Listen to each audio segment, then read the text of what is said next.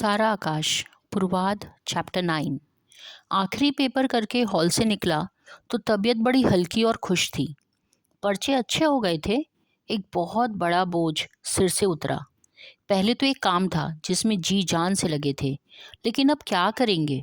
इस समस्या पर सोचने से पहले ही दिवाकर बोला, चलो आज खूब डटकर सिनेमा देखा जाए। वर्षों हो गए सिनेमा ही नहीं देखा। अगर वह खुद आगे से नहीं कहता तो मेरे लिए बड़े धर्म संकट का विषय हो जाता। आज हम दिखाएंगे और माताजी राजी हो गई तो किरण को भी ले चलेंगे। बेचारी को न जाने कब से सिनेमा देखने को ही नहीं मिला। सोचती होगी अच्छी कुएं में आ फंसी। जब हम लोग अलग हुए तो उसने एक बार फिर याद दिलाया कि मैं ठीक समय पर शाम को आ जाऊं। ऐसा ना हो कि अपनी दार्शनिकता में ही उलझा रहूं। लेकिन उस बेचारे को क्या पता था कि घर में कौन सी घटना मेरी राह देख रही है। एक युग के बाद अचानक मुन्नी के पतिदेव तशरीफ लाए थे। मुझे ना जाने क्यों इस आदमी की सूरत से नफरत थी। सारे घर में एक तरह की हलचल मची थी। सबको आश्चर्य था। उन्हें टिकाया गया था बाहर वाली बैठक में। इसी में अक्सर बाबूजी और भाई साहब बैठे रहते थे। और तो कुछ नहीं पता चला। हाँ, आते ही उन्होंने यह बता दिया कि मुन्नी को लेने आए हैं। जिसने 2-2.5 साल से कोई सूचना या पत्र नहीं दिया, कभी यह जानने की कोशिश भी नहीं की कि मुन्नी मर गई या जिंदा है। बाबूजी के 20 पत्रों को जो चबा गया, जिसे बिरादरी का प्रभाव भी नहीं हिला सका, अचानक यूं आई देखकर सबके सब हक्के बक्के रह गए। वह मुन्नी को लेने आया है, यह सुनकर मैं तो स्तंभित ही रह गया। घर में सब लोग बड़े सहमे सहमे आपस में बातचीत करने को उत्सुक घूम रहे थे। प्रभा और मुन्नी चुपचाप चौके में लगी थी। भाभी जी और अम्मा धीरे धीरे खुसुर फुसुर कर रही थी, तरह तरह के अनुमान लगा रही थी और रह रहकर कुंवर को बाहर भेज देती। जा चुपके से सुन के आ तो, तेरे बाबूजी और उनमें क्या क्या बातें हो रही है। भाभी खुद भी सधे पंजों से अपने को भरकस आड़ में रखती भी दरवाजे की ओट में आती, कान लगा कर सुनती, फिर तुरंत आकर अम्मा को सारे समाचार देती। कुछ सुन लेती, बाकी घटाना बढ़ाना अनुमान से कर लेती। सभी इस अप्रत्याशित हृदय परिवर्तन का कारण जानना चाहते थे। बैठक में काफी गंभीरतापूर्वक बातें चल रही थी। रात को खाना इत्यादि खिला चुकने के बाद बाबूजी ने आकर अम्मा को सूचना दी, कल मुन्नी जाएगी सुबह 10 बजे की गाड़ी से। सारे घर में सन्नाटा छा गया। आखिर मामला क्या है, जानने को हम सब पास घेराए। अम्मा ने इतनी देर मामला जानने की प्रतीक्षा में जो कस सहा था, इससे वे झल्ला रही थी। झुंझला कर बोली, बैठो तो सही, कुछ बताओगे भी कि चले आए कल मुन्नी जाएगी। ऐसी क्या आफत आ गई इस निपुते को। 2 साल कौन सी मक्खी छिक गई थी। अम्मा का गला भींचा हुआ था, कहीं स्वर बैठक तक न पहुंच जाए। बाबूजी अम्मा की खाट की पाटी पर पैरों की तरफ बैठ गए। जमीन पर छोटी सी लालटेन रखी थी। हम सब उसके आसपास गोला बनाए जाड़े के कारण उखड़ू बैठे थे। घुटनों पर ठोड़ियां टिकाए सभी को बाबूजी की बात जानने की उत्सुकता थी। मुन्नी एक और दीवार से लगी पहले ही बैठी थी। जबरदस्ती बच्ची को सुलाकर लंबा सा घूंघट निकाले भाभी भी आ गई। प्रभा नहीं दिखाई दी। हम लोगों के बीच में वही एक हल्की रोशनी थी जो मेरे भाई साहब अमर और कुंवर के घेरा बनाकर बैठ जाने के कारण धुंधली और ढक सी गई थी। कुंवर डरते हुए लालटेन के सिर पर हाथ रखकर गर्माहट लेने का प्रयत्न कर रहा था, ताकि ऐसे गंभीर अवसर पर कोई हाथ ना झटक दे। लेकिन उसकी ओर किसी का ध्यान ही नहीं था। संजीदगी से बाबूजी ने बताया, भाई वह मुन्नी को लेने आया है, बहुत माफ़ी वाफ़ी मांग रहा है, अफसोस जाहिर कर रहा है, गलती हो गई, अब कभी ऐसा नहीं होगा। अगर ऐसी बात सुनी तो कान पकड़ लेना, जो बिरादरी का दंड होगा भरूंगा। जब रुआसा सा हो गया तो मैं क्या करता। तो आखिर कुछ बात भी की और रुआसा सा हो गया।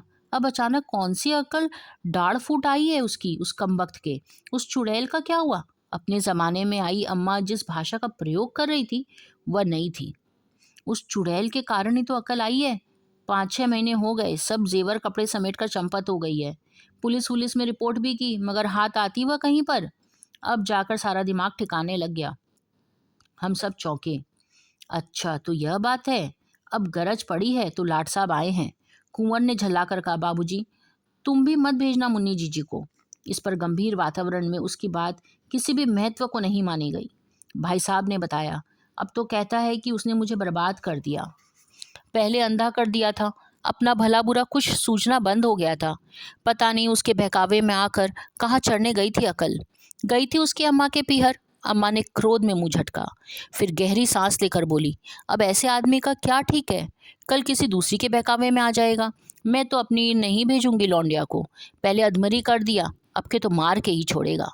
भाई वह कसम खा रहा है, विश्वास दिलाता है, बाबूजी के समझाने के ढंग पर कहा। बातों से भी लग रहा है कि अब समझ आ गई है।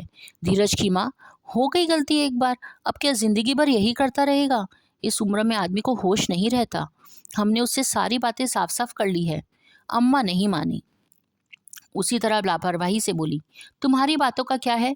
जिसने जैसे समझा दिया मान गए। बस यही तो बात मुझे तुम्हारी बुरी लगती है। मुझे गुस्सा आ जाता है। तुम समझती हो तो खाक नहीं, बस अपनी अपनी गाय गाती हो। कभी दूसरे की भी सुना करो, परेशानी और हारे स्वर में बाबूजी ने कहा। इस वक्त उसकी गरज ही सही, आया तो खुद है। एक दफा ठोकर खाकर उसकी आंखें खुल गई। बातों से भी लग रहा है उसे काफी पछतावा है। तंग वंग नहीं करेगा। ऐसी हालत में तुम ही बताओ, भेज देने में क्या हर्ज है? खैर, और नहीं तो क्या, उसे यूं ही जिंदगी भर बैठा कर रखोगी? उसे पढ़ा लिखा दे या कोई हुनर सिखा दे, इतना तो अपने पास है नहीं। लड़कों की देखभाल नहीं हो पाती, फिर सबकी अपनी अपनी जिम्मेदारी है। हम लोग भी आखिर कब तक रखेंगे? और अगर ना हो लाओ, मुन्नी को दूसरी शादी करा देता हूँ। अम्मा छूटते ही बोली, आग लगे तुम्हारे मुंह में, शर्म भी नहीं आ रही? बाल बच्चों के बीच में बैठ के ये सब कहते। चले हैं दूसरी शादी कर देते हैं, सो सारी बिरादरी और शहर हमारे जन्म में थूकते फिरे क्यों? पहले ही कौन सी नेकनामी फैली है? अच्छी तुम्हारी आर्य समाजियों के साथ रह रहकर अकल सठिया गई है। तो फिर तुम ही बताओ मैं क्या करूं? अकल की बात कहता हूं सो तुम्हारी समझ में आती नहीं। कुछ कहो तो तुम हो जाती हो नाराज। तुम ही बताओ क्या किया जाए? मेरी समझ में तो इससे अच्छा मौका नहीं मिलेगा। खुद घर आया है, तुम भी तो यह सोचो, मुन्नी का यहाँ क्या होगा? अपने वहीं रहेगी, घर गृहस्थी संभालेगी, बाद में जब सांप निकल जाए तो लकीरें पीटती रहना। वही वाला हिसाब है ना, आंगन आए नाग ना पूछे, बाम्बी पूजे जाए। अम्मा ने कुछ कहने के लिए मुंह खोला ही था कि अचानक मुन्नी के फूट फूट कर रोने से सब चौंक गए। अभी तक वह दीवार से पीठ टिकाए घुटने ऊपर के उकड़ू बैठी थी। जाड़े के कारण या मुंह छिपाए रखने के कारण उसने अपने दोनों बाहों के घुटने घेर रखे थे। अब उसका सिर रुलाई के झटकों से हिलने लगा। मैं सबसे उसके पास बैठा था। मैंने माथे पर हाथ लगाकर उसका सिर ऊपर उठाते हुए दुखी स्वर में पूछा, क्या बात है मुन्नी, क्या बात है? बताना, क्यों रो रही है? उसने ताकत लगाकर सिर छुड़ा लिया और जोर जोर से रोने लगी। कुछ भी बात है तो बता ना मुन्नी, हमें पता कैसे चलेगा कि क्यों रो रही है? भाई साहब ने हमदर्दी से पूछा। बिना जवाब दिए वह रोती रही। कुछ देर बाद बड़ी मुश्किल से रोते रोते सिसकियों में कहा, बाबूजी तुम मुझे अपने हाथ से जहर देकर मार डालो, मेरा गला घोट दो, मुझे वहां मत भेजो, मुझे वहां मत भेजो बाबूजी, मैं वहां मर जाऊंगी। मैं तुम्हारे हाथ जोड़ती हूँ, पाँव पड़ती हूँ, मुझे कहीं मत जाने दो। और एकदम झपट कर वह खाट के नीचे लटके बाबूजी के पैरों से लिपट गई। बिलक बिलक कर रोने लगी। हम सबकी आंखों में आंसू आ गए। अम्मा अपने गिरते हुए आंसुओं को पल्ले से पहुंचती मुंह खोलकर सिसकती थी, सांसें लेने लगी। अरे ये क्या करती है? बाबूजी ने झुककर काफी बल लगाकर उसे गोद में खींच लिया। वह उनकी गोद में औंधी लेट गई। कटती हुई गाय जिस तरह से रोती रही। अपनी रुलाई के चित्कारों को वह बाबूजी की कमीज से अधिक अधिक मुंह में ठूस कर दबाने की कोशिश कर रही थी, लेकिन लग रहा था जैसे रुलाई उसकी पसलियां तोड़कर बाहर फूट पड़ना चाहती है। उसके दोनों कंधे, उसका सारा शरीर रुदन के झटकों से बुरी तरह थर्राकर कांप रहा था। उसके हिलते हुए काले काले बाल वाले सिर पर झुककर ठोड़ी रखे बाबूजी भी निशब्द रोते रहे। मोटे मोटे आंसू उनके गालों से ढुलककर मुन्नी के बालों में खो जाते। अपने हृदय की बेचैनी को वे जल्दी जल्दी उसकी पीठ पर सांत्वना का हाथ फेरकर दबाने की कोशिश करते। हम लोगों की आंखों से भी आंसू चुपचाप गालों पर फिसलते रहे। कभी कभी वह खारा खारा तीखा तेजाब होठों के कोने से मुंह में आ जाता। उठते हुए आवों को दबाने और नाक से बहते हुए पानी को रोकने के लिए बार बार नाक से सांस खींचते। कुंवर से जब नहीं रहा गया तो वह उठकर अम्मा से चिपट कर रोने लगा। अम्मा, मुन्नी जीजी को नहीं जाने देंगे, उन्हें मत भेजो।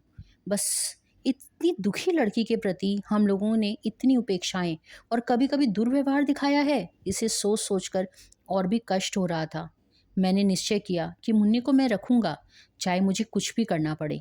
एक लड़की के लिए खाने कपड़े का इंतजाम हम लोग नहीं कर सकते? और 8-10 मिनट बाद जब उद्वेग कुछ कम हुआ तो सहसा ही मुन्नी ने फिर कहा, बाबूजी मैं किसी का चौका बर्तन कर लूंगी, पीस कूट लूंगी, मुझे वहां मत भेजो उनके साथ। बाबूजी अपने पर नियंत्रण पा चुके थे। समझाते हुए बोले, पगली हुई है बेटी, हम लोग कोई गैर हैं?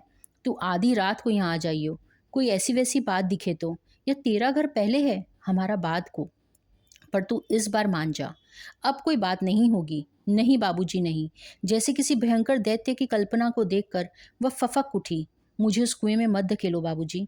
इस बार बाबूजी ने कराहते से स्वर में घायल होकर कहा, तेरी भलाई के लिए ही तो कर रहे हैं बिटिया। वहाँ तेरा अपना घर है, तू नहीं संभालेगी तो फिर बिगड़ेगा। तेरी भलाई इसी में है बेटी। यहाँ बिरादरी में बदनामी फैलती है, सब लोग उंगली उठाते हैं, किस किस का मुंह रोकेंगे। जिस दिन मेरे बारे में ऐसी वैसी बात सुनो, मुझे अपने हाथ से जहर देकर मार देना बाबूजी। वह रोती रही। लग रहा था प्रयत्न करके भी उसकी रुलाई थम नहीं रही है। बाबूजी भी रोने लगे।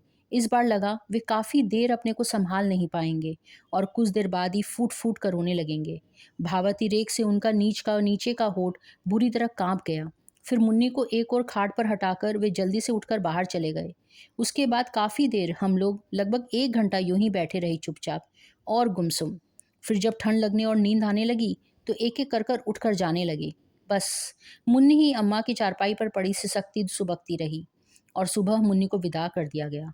वह चीख चीख कर रोती रही, बिलक बिलक कर रोती रही, लिपट लिपट कर रोती रही। उस समय उसने कहा कुछ नहीं, बस रोती रही, मानो हिस्टेरिया का दौरा आ गया। प्रभा से लिपटकर तो वह ऐसे रोई जैसे दोनों जन्म जन्मांतर से विदा ले रहे हैं, एक दूसरे को छोड़ना ही नहीं चाह रहे थे। गाड़ी को देर हो रही थी, इसलिए बड़ी मुश्किल से उन्हें छुड़ाया गया। बाबूजी उस समय किसी काम से चले गए। मुन्नी मेरे बात की थी, इसलिए घर भर में मैं ही उसे सबसे ज़्यादा प्यार करता था। मेरे गले में बाहें डालकर तो वह बुरी तरह डकरा डकरा कर रोई। कंठ फंस गया और मुझे ऐसा लगा जैसे मेरे शरीर का एक एक रेशा अलग अलग बिखर जाएगा। मेरी पसलियां एक विस्फोट से फट जाएंगी, कलेजा मुंह की तरह आ जाएगा। उसने जैसे तैसे सिर्फ इतना कहा, भैया भाभी से बोलना। उन्होंने कुछ भी नहीं किया। इसके बाद वह चली गई। उसे होश नहीं था, बस रोई जा रही थी। जब तक गाड़ी दिखी मैं देखता रहा, फिर अपनी कोठरी में आकर किवाड़ बंद करके बैठ गया। आंसू लगातार गालों से बहकर गोद में गिरते रहे और मैं समाधित की तरह बैठा रहा। मन में कुछ गूंज रहा था जिसे मैं समझ नहीं पा रहा था। घर में मुर्दनी छाई थी। कोई मुंह लटकाए इधर बैठा था, कोई उधर सिसक रहा था, मानो किसी को फूंक कर आए हो। घर की हर दीवार हाय हाय करके खाने को दौड़ती थी।